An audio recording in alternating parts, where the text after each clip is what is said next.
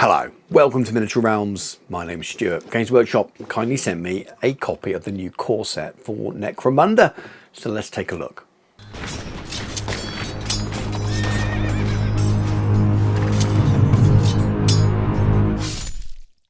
Miniature Realms is proudly sponsored by Counter-Attack Bases.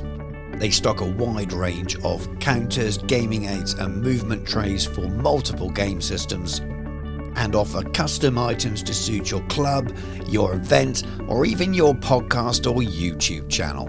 Check out the link in the video description.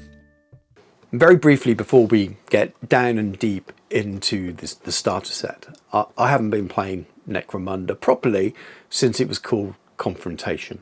A number of years ago, when the new edition, when the game came back, I excitedly picked up the starter set, but was so busy with lots of other things, I never got round to doing anything with it and sold it on. I absolutely love the miniatures. I love the aesthetic. I love the whole idea of it. I just haven't had time to get into the game. And as it's grown, as more and more books became available for it, as much as it looked this wonderfully deep game to become really, really invested in, because I was so busy with other games, I wanted something a little bit lighter and a little bit more accessible, and it probably put me off something that I knew that once I got into I would absolutely love. So that's not a criticism of it, but it's a reason why I haven't been playing it up till now. So because of all that, what you're going to get is a new player's perspective. And I think that might be interesting because I think this is aimed at new players. There's lots of talk within the Facebook groups around simplification of the rules, and we've got a new set of rules here. We know we've got a couple of books coming out with all the rules of the gangs in, and then there's, for the sounds of things, some future Arcane Journal style things which we've already seen for Warhammer the Old World and for Middle Earth and for Horus Heresy as well. So everything from this side of Games Workshop, from the specialist design studio side of Games Workshop. So that's really interesting. So these are your game counters. Long one of the days of them being card. It's always very cool to see them like this. It does mean you want to get around to painting them. This is your single frame of the terrain for the box. I think it's really nice, and you'll see it built a little bit later on. And these are your frames for your miniatures. There's two identical frames for each side, and again we'll look at those in a little bit more detail later on in the video. Box got a bit munched on the inside with the heavy weight of the book, but nothing was damaged inside, so it's doing its job of protecting stuff. A pack of the Necromunda bases, which are already pre-detailed, really nice. They've been around for a little while now, but they're very, very nice.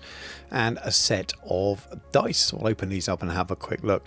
Now, I'm quite a fan of these. I like these, they look pretty cool, but then I'm a really big fan of yellow and black, so I'm probably swayed a little bit like that. I probably wouldn't say they were quite as exciting if they were blue and white. Then you've got the main thing here where you've got your rulebook and things inside. It's very well protected. They've got so much better at packaging things now than they did a few years ago. So you've got your hardback core rulebook. Again, we'll look into it in a little bit more detail later on, but it's really nicely presented, full color as you can imagine, and really, really shiny. And then we have the small booklet, which is your construction guide, but also a bit of an introduction to the game. And again, we'll have a closer look at that in a few moments' time. But it has your original gang stats if you want to get playing the game right away without having to generate your own gang. Again, really good for a starter set. You have your light, in inverted commas, card mat, and this is very different to the stuff that's been in all of the previous starter sets. I imagine people will probably raise their eyebrows a little bit at this. It is double-sided. I'll give you a better shot of that in a minute. I think it's posted material rather than light card, if I'm honest with you. Two reference sheets there, always handy for people like me that never remember the rules. I would always be using them, even if I've been playing games for years. And then this little core card deck there, which I'm not going to go into any great detail for these. As I said, I'm a new player, but they're really nicely presented, and you've got all the cards you need to start with. So let's delve into the core rulebook. So hardback, full color, in my opinion, really beautifully presented. The kind of thing you'd expect from Games Workshop. Tons and tons of really, really stunning artwork. 168 pages listed, a couple more including the inside covers, etc. as well. I don't know if this is new art or not. I don't think it is, but I absolutely love that big black and white shot there. And again, I'll talk about the presentation quite a lot for this because it's definitely drew me in. Every time I've looked at anything about Necromunda, it has anyway. I love the Warhammer 40,000 universe, and this sort of really grim side is fantastic. Contents shows you the way the book is split up. So you've got your rules introduction, then your rules, then how to found a gang, campaigns, battlefield setup and scenarios, and then all your skills and your trading post afterwards. And we have a lot of background lore, beautiful artwork and maps throughout, presented in a way I think that's pretty clear and easy to read, and doesn't seem too formidable either. It's not just full pages of text. The text is large enough to keep you interested, but then also, as I say, not so much it feels like you're reading a novel, and I really like it, really enjoyed what I've read so far.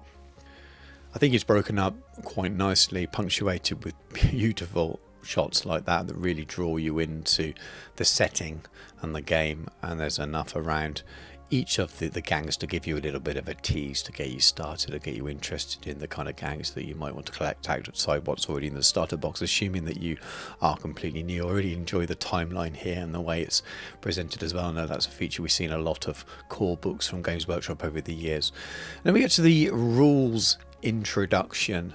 So this isn't sort of core rules as such. These aren't the rules that tell you how to shoot and things like that, but they talk about the principles of the game, how you measure line of sight, model stats, and all that kind of stuff that you need as a sort of a ground setting. It's still rules, you need to know this, but it does make the actual rules part, the core rules part, seem a little bit smaller and a little bit more of a sizable chunk to consume.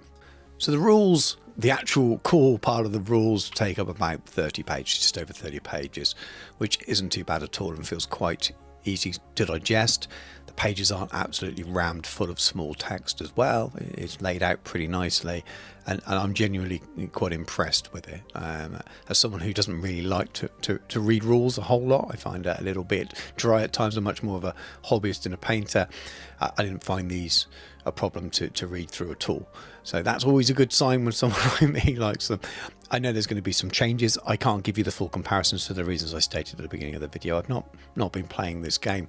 There are some things that have changed slightly in there from previous editions, from conversations with other people. Saves are now part of the stat line. Your cover saves, I believe, are rolled into a modifier to your save rather than to your hits, I believe. So there are some slight differences there, but I don't think any of those things are completely removed from the game if you're concerned about that.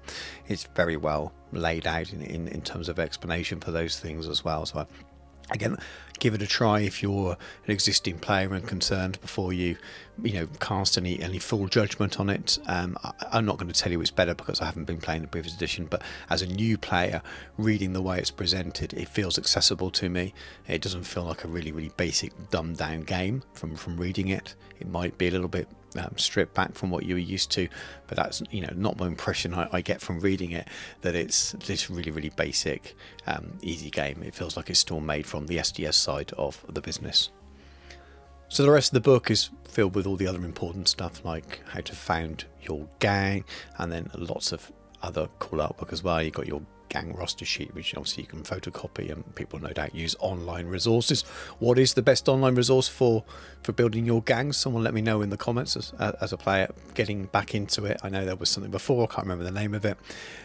Some nice pictures of your core gangs, as you can imagine, with the studio paint jobs, the kind of stuff you see in every rule book that the Games Workshop does. But it's always nice to flick through and find your favourite, the one that you might want to go and spend your money on. And there's a section on running campaigns and how you go about doing that. Again, nothing feels a little bit heavy here. It all feels fairly light touch. I'm sure that might be expanded upon as we move into the later publications. The Arcane Journal format is something I've been used to playing Warhammer the Old World and Middle-earth, and even a bit of Heresy. So if you're not a player of those games, I think they're good. They might feel a bit small compared to the big hardback books you had before, but you might get them a little bit more often, which would be cool. Some really wonderful pictures there of battlefields that you can use, and then you've got the setup or how to set up your tables with 6 setups there, sort of core standard setups. I'm sure there'll be lots of different ones again, as well in the expansions that come out for the game, those journal based expansions that no doubt will be seen a little bit later on. I quite like the way the scenarios are set up. You've got objective tables and side job tables and crew tables and things as well. Tables are always good. Tables are always fun. And then you've got all your gang tactics tables and things as well before you start moving into your skills and things that you can pick up for your gang members as well. So all in all, pretty good. Your trading post is there with all your weapons and things, and before you know it, you're at the back of the book. We're starting to see a version of this in a lot of STS games with the instructions for the miniatures put in there as well. The old world version that's just come out is slightly separated. I know the Heresy one is all in the same booklet and tells you how to play the basics of the game. This doesn't do that, but it does have your starter gangs in there, so that if you've just read the rules and you want to build the gangs that are in the box, you've got that set up straight away rather than having to go and generate them using the gang creation rules. But it's not much there, as you can see, because you soon get on to the instructions.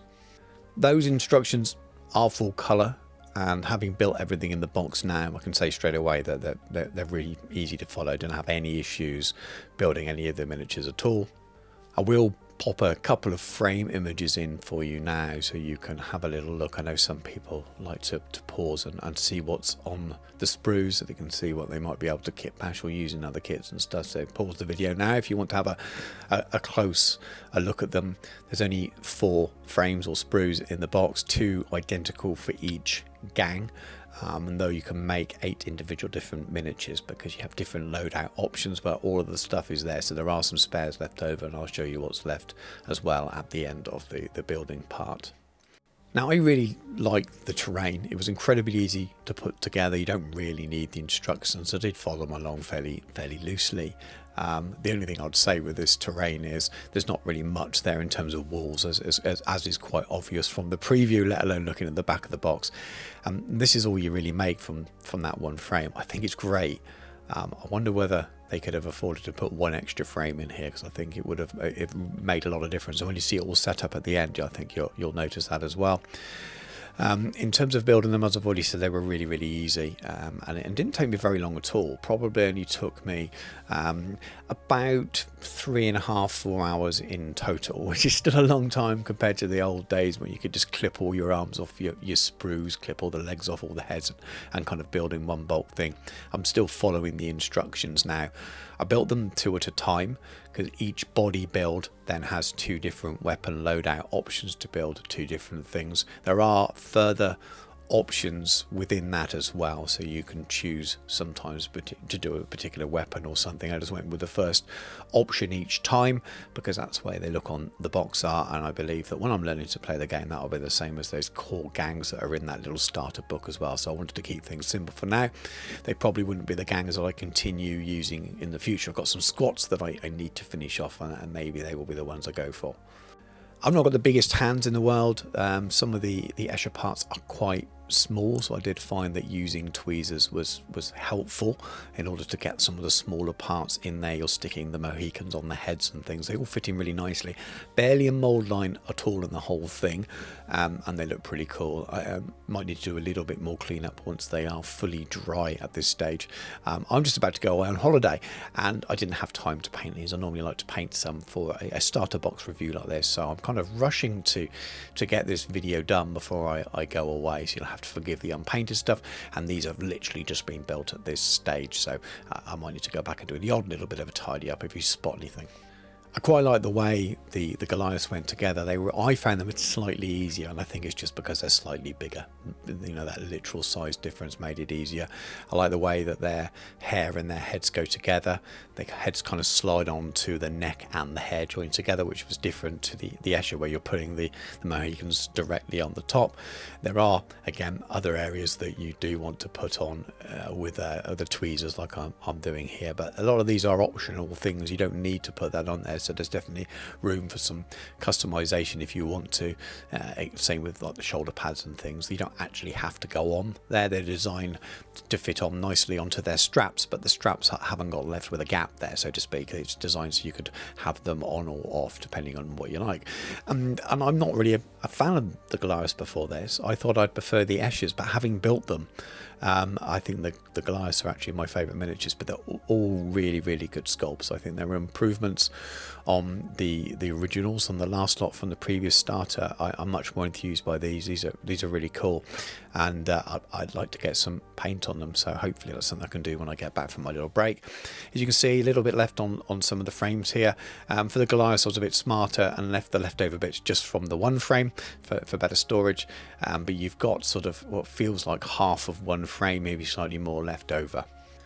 What I didn't show earlier on very clearly is that the mat is double-sided. There's very little difference in the artwork. One's just got a bit of that sort of green oozy colour on there, so maybe they could have gone a little different there, but they're cool. The art's fine. But as you can see, there's very limited in terms of terrain, which is really obvious, but I wonder if they could have doubled up those pipes. It might have just filled the board out a little bit more, providing a little bit more cover, or another frame with some walls in, and that might have made a real difference. I don't want to keep going on about the terrain, and I will in my little conclusion at the end. That's the only thing I think that's a bit of a shame about the box. The rules, I think, read brilliantly. I'm really excited about them. They feel really accessible to new players. The miniatures, I think, are absolutely stunning. The rest of the set is really great as well, and it feels like a really strong place for new players to get into the game.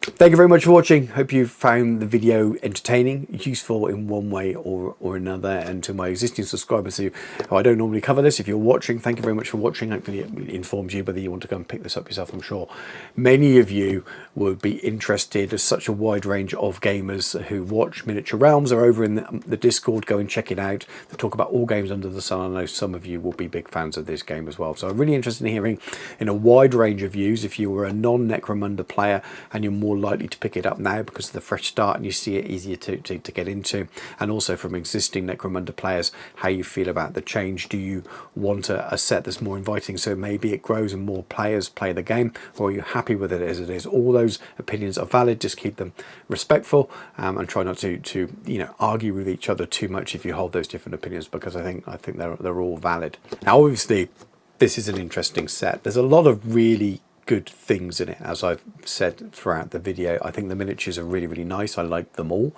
I like the little bit of terrain that's there, but there's very, very little of it, and I think that's very, very clear to see. The playmat, I'm not particularly enamoured with it. I get why they do it. There was a paper mat in the Old World core set as well. No one's worried about that because people expect to go and buy larger mats. I think a lot of the time it was more of a nice little extra to have.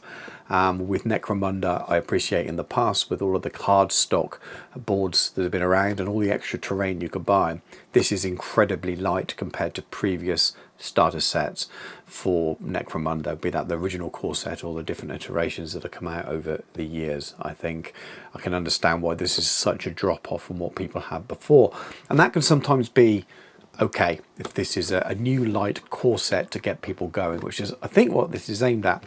The problem then is whether people still think it's a decent enough value for money. I imagine existing players will be aiming for that new rulebook, and they won't need the miniatures. Maybe they'll pick them up separately and they won't be interested in the rest of it, and I can completely understand that. It's not a cheap box either. Yes, it's cheaper than some of the core sets that Games Workshop put out at the moment, but I think this is more expensive than Blood Bowl. And then you get a lot more in Blood Bowl, including a card pitch. Yes, I know it's a little bit smaller than the mat you get for this, but it's still card stock. There's a lot more plastic in there, be that there's more counters, there's the range markers and all of those things, and there's even more miniatures in Blood Bowl than there is in this. So in terms of that value thing, and I don't say this very often, Games Workshop is expensive, so it's very hard to talk about price. This does feel, even for me, a little bit expensive when you consider the paper. They can call it light card if they want, but the paper mat and the lack of miniatures in there needed a bit more terrain.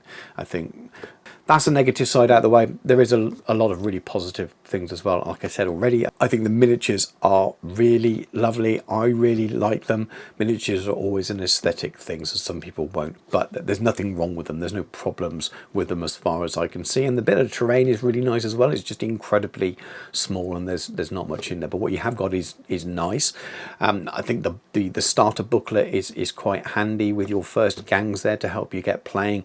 And I think the rules being cleaned up a little bit and represented makes it a little bit easier for someone like me who doesn't know the rules, who's new to playing the game, feel like I can pick up the book and learn the game to play with my son. So if they're trying to hit that new market, I think it may well do that, and I think that's a good thing. I think you need to constantly grow your games. I know some of you will disagree with me, so I think the rules and the way they're presented as a new starter set is right, and I think the miniatures are good, and I think that's good and was probably needed. And as a fan of lots of other Games Workshop systems, I'm a big fan of the Arcane Journal setup system. So the journal, the thinner 48-page books for expansions. I love it for Old World. I love it for Middle-earth. I think they've been pretty good for Horus Heresy. And at this stage, they've not announced any for Necromunda, but I'm pretty confident that that's the route they're going to go down for this as well. So I think it's a real future strength. And I hope you respect that if you're watching this, and if you're angry about this. I can understand why people will be disappointed about certain elements of it. I hope you understand that from a long-term game perspective, that the health of your game is likely to be stronger if you can keep it exciting for new players and make it easier for new players to start. And a couple of hardback core books with smaller journals when you add additional things is probably more sustainable long term, and you might get less more often as well then, rather than having to wait every 6 months for a big hardback book. You might well see that you're more likely to get smaller things. It's working with the other game systems in SDS, so I think that's all a win. I can't help wondering that if this set had a cardboard set in and a few more walls and things, where I wouldn't have said anything negative at all about it. I've just said nice starter set, but I do feel that there's something not quite right, that they've slightly missed on the terrain factor in this box. Other than that, I think it's really good. So that's all said and done. If you've enjoyed the video, please drop a comment below, give it a like. Remember, I didn't design the game. I'm just giving you my honest opinions of it. So give the video a like anyway and be nice to me in the comments. It's not my fault. And if you'd like to support the channel even more, check out all my other content. There's lots on the channel, loads of painting tutorials as well as reviews and things, loads of hobby, loads of projects and things, everything under the sun that you can imagine from other game systems, from other companies as well. To go and check it out. Check out my channel's Discord. It's a lovely friendly place. Check out channel memberships. It's just one basic level on there. There's a bit of a tip jar for me. All the real stuff happens over on Patreon, so go and check that out as well. Multiple tiers there, including the top two, where there's painting, coaching and tuition involved as well, and that really is the best way of supporting me to keep making a wide range of different videos covering different game systems, which I absolutely love to do. It's just time consuming, and I just wish I could do this full time, and I'm not quite there yet. But thank you very much for watching. Take care, and I'll catch you soon.